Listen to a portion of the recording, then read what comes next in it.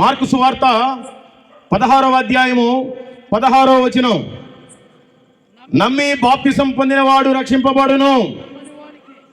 అర్థమైందండి? యేసు ప్రభు దేవుడు అని ఎంతమంది నమ్ముతున్నారండి? ఒకసారి చేతులెత్తండి, ఏమనుకోకుండా. Praise the lord.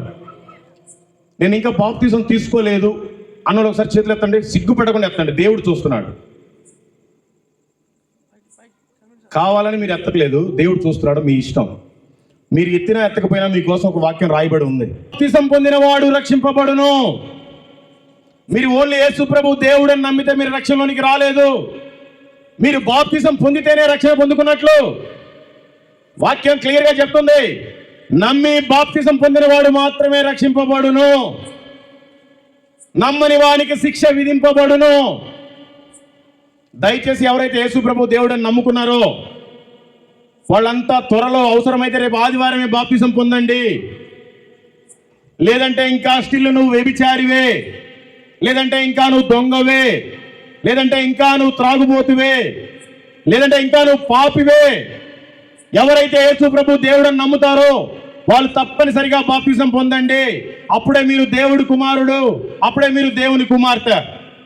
లేదంటే మీరు నామకార్థులే, మీరు లోకంలోనే ఉన్నారు. ఇంకా తెలుసుకోండి, బాప్తిసం తీసుకున్న వాళ్ళంతా ఏం చేయాలి?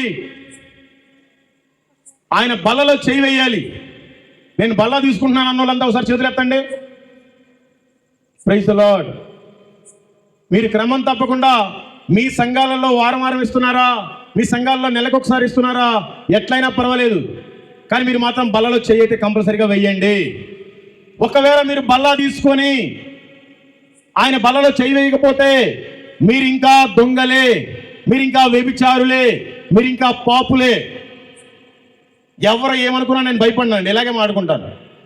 పాస్టర్లు పిలిపించినందుకు వాళ్ళు కొనుక్కున్నా నాకు సంబంధం లేదు, ఇది వాస్తవం. మీరు బాప్తిసం తీసుకున్న వాళ్ళు ఖచ్చితంగా మీరు బల్లలో చేయి వేయండి. బల్లలో చేయి వేసే వాళ్ళంతా ఏం చేయాలి? ఇక్కడ రాసి పెట్టింది మొదటి కొరింథీయులకు రాసిన పత్రిక 11వ అధ్యాయము 26వ వచనం. మీరు ఈ రొట్టెను తిని ఈ పాత్రలోనికి త్రాగినప్పుడల్లా ప్రభువు వచ్చు వరకు ఆయన మరణమును ప్రచురించుదురు. అర్థమైందండి?